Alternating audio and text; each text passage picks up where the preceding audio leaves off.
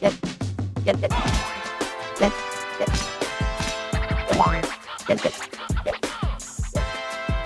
right, my friend, another week in the books, and it as usual, it wasn't an easy. No, it's still not easy. It looks like it's getting easier for you. You got a cocktail at least. I got a Dr. Pepper Zero Sugar, which, by the way, I will die on the hill saying that this is the best diet soda created. Well, you know me. I'm not shot in a diet soda situation. I drink Diet Mountain Dew as my morning beverage. It's amazing. Oof. I figured out the reason why is because the second ingredient in Diet Mountain Dew is orange juice. That's why I must like it in the morning. Never There you knew go, that. man. But anyways, man, I am just so this is water. Because I heard the word on the street is you got put in jail, bro. So in solidarity, I am sipping on the water with a big old ice cube in there for you. Because I'm not going to do that. I'm not going to leave my boy hanging. There's no man left behind. This is not your fault. It's not your fault that I am in the doghouse and had to start Sober October 10 days early, okay? Is it University of Florida's fault? It's sort of University of Florida's fault, I would say, but it's mainly my fault because I get into self-destructive patterns when I'm, out and about with my friends drinking and watching football. And I've learned this. I think I need some therapy, and I don't know. Well, listen, man. I know we all get there, but I gotta say, I couldn't be happier that we're doing this every couple of weeks because even though it's a short period of time, it helps, man. And I just saw stats the other day and was shocked that attorneys, of course, are still in the top 10 of all three categories for professions with the highest amount of alcoholism, professions with the highest amount of drug abuse, and professions with the highest suicide rate. Top 10 in all three. So look, this little bit for me definitely helps me have that little bit of time, every couple of weeks where we're able to at least have a good time, commiserate, get some shit off our chest, work some shit out, and at least have a little fun and maybe a little bit of laugh. But, it ain't all... It's not all going to be sunshine and rainbows. We know that. So I know when you get out there... Sunshine and rainbows, dude. It's always stormy. You got to be happy when there is sunshine and rainbows, man. But look, that is where I feel for you because, when I was with the boys, blew off a little steam and got yourself into some trouble. So, it is what it is. Every now and then you got to tie one on and, howl at the moon a little bit. It's healthy, right? I don't know how healthy it is, Ian. It's not good when you lose your whole pack of friends and you're left with one of your only other buddies and you take a cab and the cab goes in the wrong direction. You don't even realize it because you both fell asleep. Then you get a phone call from your wife and she's telling you, she's tracking you on her phone and she's like, hey, you're in Delray Beach. And I'm like, what? At that point in time, I'd tell the cabbie, hey, turn around. You're taking us for a ride. Oh, my God. Turned all the way around. Got home like at 4 o'clock in the morning. I am still sleeping on the couch. That's the good stuff. That's the good place that I'm at right now. You did the responsible thing. Other than using a ride-sharing app with some tracking to tell the guy where to go. Yeah. I mean... It does. That's the one thing. Hard Rock Stadium makes it impossible to get an Uber or a Lyft. I think it's at any large event like that, you're going to struggle. You're going to be standing there with the masses waiting an hour at best to try and catch a Google or an Uber or Lyft, whatever the case may be. It's just not. In the rain. Yeah. In the rain. That's been raining every day in September. It's been crazy, man. Yeah, crazy. you're better off with limo car service. It's just eating that bill, which has got to be massive. But hey, it got me. It is what it is. Got me thinking when I saw those stats of like, what, other than this, what else is that? We spend so much time at the office, spend so much time with our clients. It strips us a little bit of our own ability to get away and have some of our own identity outside of work. So I gotta ask you, man, other than obviously going with the boys to a football game, what else are you doing stress relief wise? Because I mean, you look better than me. You're slimmer than me. And I'm like, man, I got to get it together because I don't want to fall into those traps that unfortunately catch some of our colleagues. Well, look, I'm going to tell you something right now. As you could tell, I am not wearing a suit today. That's a good start. I went to try to have some stress relief. I attempted to go play golf. Okay. All right. Went to go play golf in the morning. I'm in my golf attire right now, wearing some fresh Holderness and Borden gear, tight, looking good. Yeah. And do you think that my phone stopped ringing? Nope. Nope. And do you think that I could avoid those calls? No, I can't. Even when you think that you're going to be able to get away and get a little bit of stress relief, this thing just keeps coming back, man. It's like The Godfather. Once every time you try to get out, it just rips you back in. So it's tough, man. Even it really does put a dampener on it. You have to find a time when you think that your phone or no one could really interfere with whatever it is that you're doing. So essentially, the only time that you could play golf then would be on the weekends. And even then, my phone is still going on. I do like to play tennis. Tennis is great because you can do tennis in an hour. Yeah. You get, after doing tennis for about an hour, you're in that situation where you get your exercise and you're done. You're able to shower, then go to the office and do what you got to do and stay fit that manner. And speaking of tennis, there's somebody here on this podcast who's a lot better at tennis than I am, but doesn't play any longer. I mean, didn't you play in college? I did, but there was a shoulder replacement surgery that may have been career-ending, I'll say. I took my girls over to the tennis court, see if I could get them interested in, and you know how it is, the 7-year-old and the 4-year-olds herding cats on the tennis courts. So I snuck away for 2 seconds while they were picking up all the balls to see if I could hit a couple serves. And my wife said, how did it feel? Was it? I'm like, my shoulder was fine. I got no legs. I got no jump. I look like Tim Duncan back in the day when he used to try to dunk and he would only jump 1.5 inches off the ground, but couldn't think he was 7 foot and change, so he was good. Me, on the other hand, my 5'9" 3/4, he didn't cut it. So yeah, the arm was there, but the legs were not. See, that's the thing I got. I could run for days, man. Yeah. But eventually my size just gets to me, man, in the sense that you got to be at least 6 feet tall to be a dominating tennis. You need to be I'm doing this. Oh, no. The ATP Tour was not calling, bro. Not with this height. And PGA Tour ain't calling me either, man, because let me tell you something. I suck at golf. Golf is hard as shit, man. Even when you think you get it, you go and you play the next day and it just humbles you, man. But you know what? I will say this. Just being out there, I would say it's golf and pizza are a lot like sex. Even when it's bad, it's still kind of good. You know what I mean? You can't complain. You're at least out there, you had some fun, you got hit a couple times, maybe you have one good shot in the round, keeps you coming back for more. Yeah, I had to listen. Of course, there were spurts when I was having a good time. But sometimes you get blinded when you're getting all these phone calls and you're doing something that you really, truly enjoy, that's cathartic, that you're able to get away with, not think about work. And then you just start thinking about work. And the minute you start thinking about work while you're playing golf, that's the worst golf you could ever play, man. You know what I mean? Oh, yeah. Usually I play bad golf. Luckily, cussing about clients mid-swing.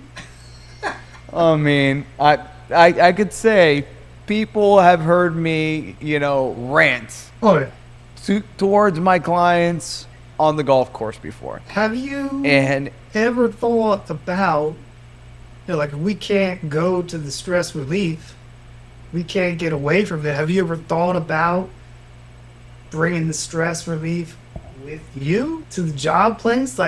I'm talking emotional support animal, maybe a service dog of some sort. Have you ever broached that topic? Not a chance, bro. I don't believe in that, dude. That's complete bullshit, dude. You think so? Service, absolutely. Tell me every time that you get on a plane and you see somebody there with their dog, what do you think? You think that person is truly needs an emotional support dog, or B, they're just trying to find a way to bring their dog on the plane and to sit with them? I don't know, because guess what? You're not allowed to ask.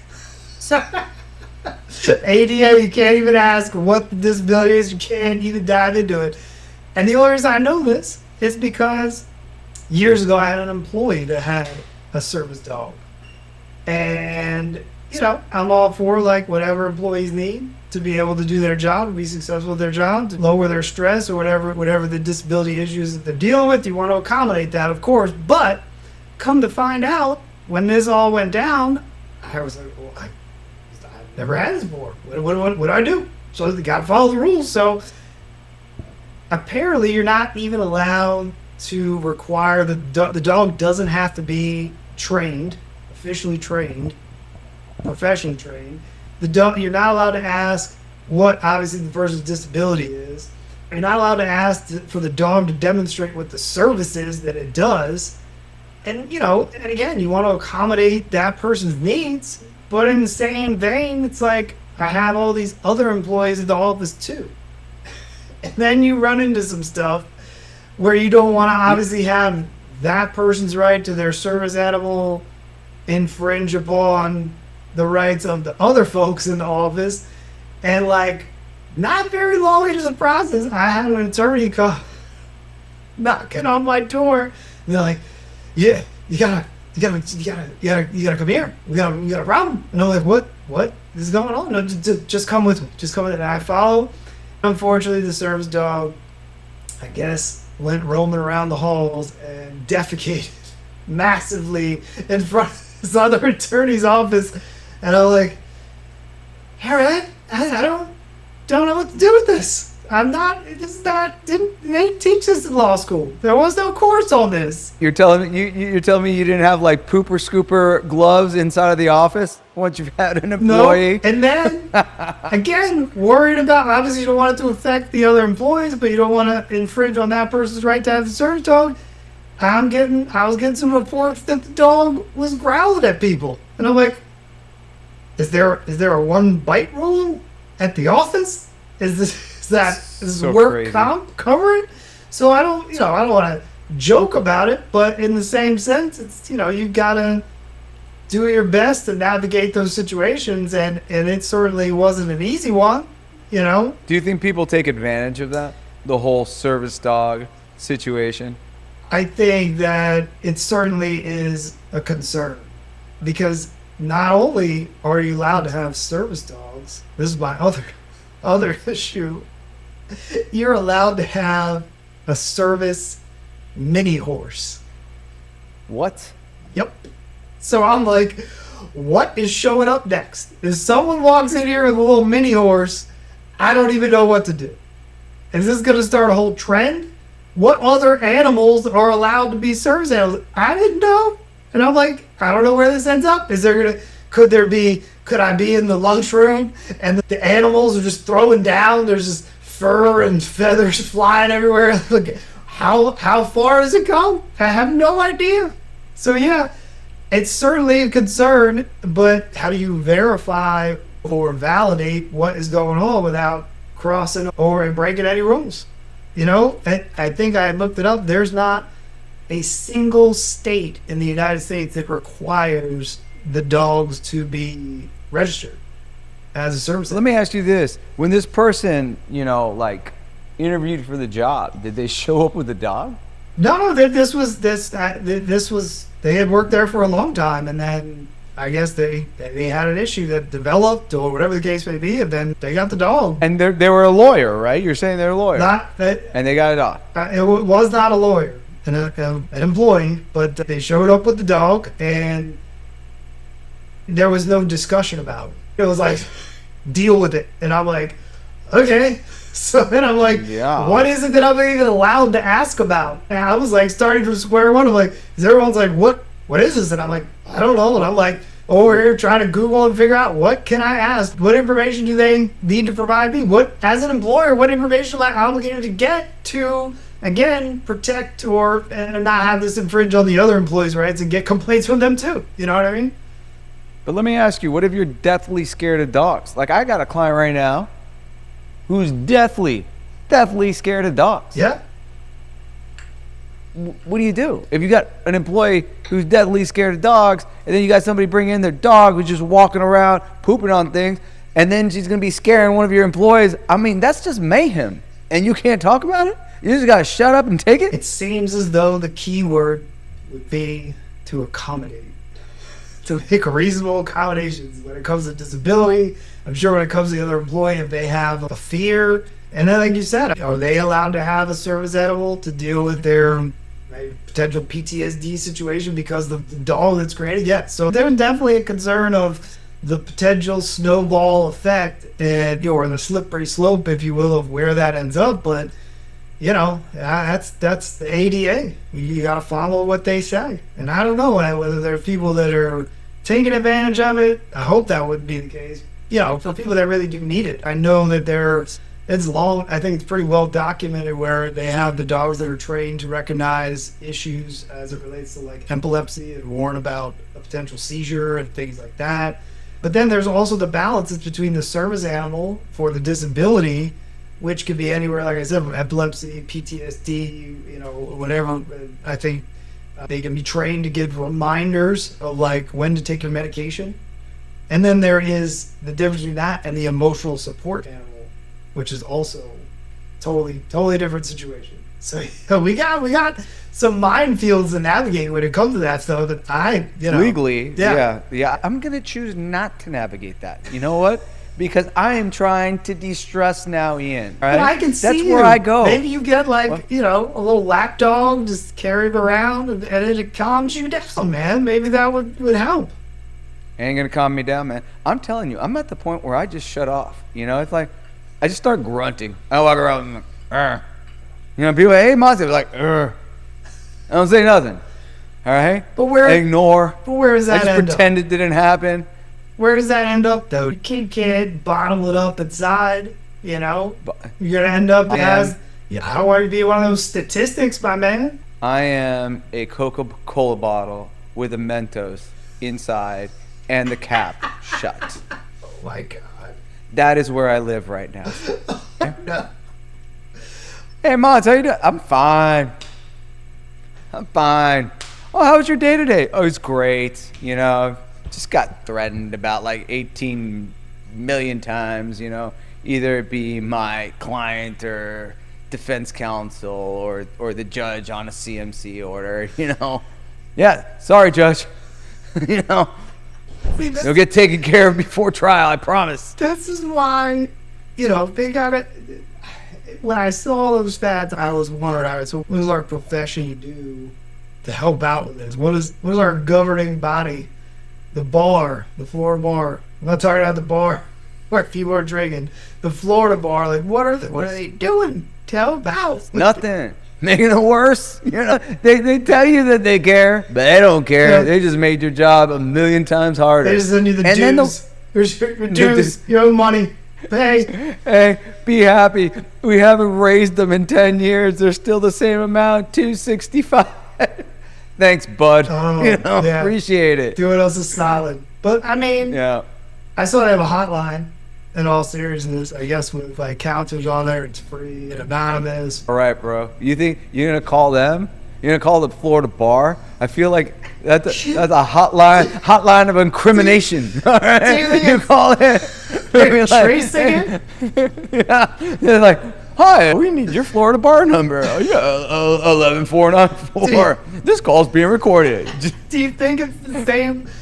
Is the ethics hotline people who never answer the questions? Because they got the ethics hotline that you call it if you got an ethical question. You're like, hey, I got a question. You're like, yeah, let me point you in the direction of some rules. And I'm like, no, I need an answer. They're probably the same parents. They just got a therapy certificate. They're doing ethics questions and therapy all at the same time. What do you think they ask those guys in their job interview? Listen, can you answer a phone and just completely deflect every question that's being asked for you by a lawyer? He will not. I can do that. Hired. He will not answer anything. Hired. Your strategy is ask them 10 questions in response to their one question, make them feel like crap in the hopes that they hang up the phone and never call again. Yeah. I used to call that the call of shame. Oh, You yeah. know what I mean? Yeah. The Oh, call yeah, of boy, shame. everybody like, I was trying to avoid doing something wrong. Apparently I found out I did 10 other things wrong that I didn't even know about. You know? Just living in this world of landmines. Yeah. You know what I mean? It's just like making sure you don't get your legs blown off, man. Exactly. But, you know, in the same sense, I'm sitting there wondering why there is, I mean, we handle important things, which is part of the reason why we got so much stress. Because we're handling things that are important for people, for our clients, and there was no psychological eval or exam that I had to do to get into the Florida bar or the Texas bar for that matter to get into law school. No psyche, no interview. No one even laid eyes on me. And then once you're in, there certainly isn't a follow-up process to make sure that you're doing okay. You're not having like a mental breakdown. There was nothing. No fail-safes whatsoever in that process, which is shocking. You know what I mean? No, it is shocking. And honestly, and not only do you have to do your job, which is be a lawyer, not only do you have to research, write, talk to opposing counsel, go to court, take depositions, go to mediations, hold your client's hand, you have to do it on 40 to 80 to hundreds of different files, all at the same time. You're essentially set up to solve everybody else's problems but your own. And over the past, since COVID, really, the Supreme Court, and I don't say that in a disparaging way at all, has made our job even harder. And there probably needed to be things that needed to be changed, but it was severe overcorrection. And it's to the point now where it makes it very hard to balance, to have a good work-life balance. Like, let me ask you something. When's the last time you were able to take a 2-week vacation? 2 weeks, just off. In all honesty, I cannot remember, because usually my vacation setup is like, we'll go, but I've got remote access to do these things when I need to do them. Whether that's by phone, Zoom, whatever the case may be, just because, A, you know, getting 2 weeks free, completely freed up in your schedule is all but impossible. B, then you're at the mercy of the courts, the case management orders that are in place now, the overall structure. They want these cases done in 18 months. And you're dealing with obviously trying to schedule with another human being on the other side, and they're busy as well. So you got to take. And they have a life, and they need to have vacations too. So you got to take those dates and coordinate that stuff when and where you can get it. And sometimes that means, unfortunately, doing those things while you're on vacation, whether you want to or not, because you got no choice. Forget 2 weeks. How about 1 week? Because I'll tell you something. I'm going to answer the question for you. I haven't. Yeah. I've been a lawyer now for over 20 years. I have never taken a vacation longer than a week. Yeah. Because I can't. And the bar will say, yeah, you can. It's all about like you and your management of your time, or maybe having other people. No, man, you can't. Yeah. I don't care what you say. The stresses that have been put upon us and the things that need to be done in this job to do it correctly, to be there for your clients, makes it almost impossible. All right? Yeah. And they could sing Kumbaya like we care about you. They don't. Because it's only gotten harder. Yeah. And it's only going to get harder. Because that's the direction we're moving in. I think with the steps that they've taken, none of it, like you said, has been directed towards any component, making sure that mental health is a priority for the attorneys, and checking to make sure that there is, like, you know, cooperation, or it's not even just civility amongst attorneys, because I feel like that's just getting worse too. And then you gotta wonder, like, I'll get off the phone with attorneys, unfortunately, where I'm like, what was wrong with that human being? I don't even know. I'm a pretty nice guy to deal with for the most part. I'm always gonna, leave with a smile, and people are just angry, and I walk away from me like, what, was there something wrong with that person? Do they need help or Jesus or something? And who's regulating it? Who's watching it? Who's checking these things? You know, I guess it's my job. I got all the time in the world to report people to the bar when they're cussing me out on the phone, you know? Dude, listen, there's a few things in life you never want to be. All right? You never want to be a snitch. Yeah, exactly. We have self-reporting duties, right? Oh, the Florida bar says we must report any attorney who does something that violates any code of ethics or anything that violates the Florida bar. Yeah. But I mean, even if you wanted to, even if you're good with being the snitch, who has the time to sit there and write these things? Nobody. This thing is just causing more stress. You know? I guess they're playing to it like, oh, that's a huge job. You police that, you do that, and yeah, we'll be here when the time is needed. You know? Well, you know what? It's funny you say that. How about all these other attorneys that solicit business? Yeah. So when you have a client and you've signed them up, and this client's telling you, I'm getting all these phone calls from attorneys saying if they want to be represented. Mm-hmm. I remember being a young lawyer and being like, dude, I've had it. You know, we got to report this. Remember calling the bar, letting the bar know, look, my client, this is the phone number where the call came from. Yep. You know what they did? Nothing. Nothing. Oh my God. So you put it there for them on a silver platter and they did nothing about it? Sent them the phone number. I mean, I get it. Maybe they couldn't investigate it. I mean, God knows now that I get like 15 spam calls a day. You know what I mean? Offshore. Like who they gonna go get in like whatever foreign country. I'm talking about 2013, man. Yeah. It's 2013. I gave them a 954 number with 7 digits right after it. I'm been like, this phone number called my client saying that they're a lawyer and that they want, you know, that they can make them $1 million. Wow. And they did nothing. We'll look into it. I never heard anything back. Not even like an update or we tried to call or anything now. So they don't care, dude. Just additional stress. You're trying to keep your clients, you know, you're trying to operate in an ethical, appropriate way, keep your clients happy, and meanwhile you gotta worry about some guy who's out there violating the rules, either as a lawyer soliciting, which is huge, is massively illegal, or somebody who's pretending to be a lawyer, committing like unlicensed practice of law, and no one's doing anything about it while you're over here, and now you got to endure that stress that someone's trying to steal or pay or God knows what to take your case. You know what I mean? But it happens every day, Ian. Yeah. Every day. And there are bad actors. And the bar probably knows who those bad actors are. Not that they know. They don't know, because I'm sure they would reprimand them. All right? I misspoke when I said that. But at the same time, I don't believe that they're doing enough to stop it, whether they want to or not.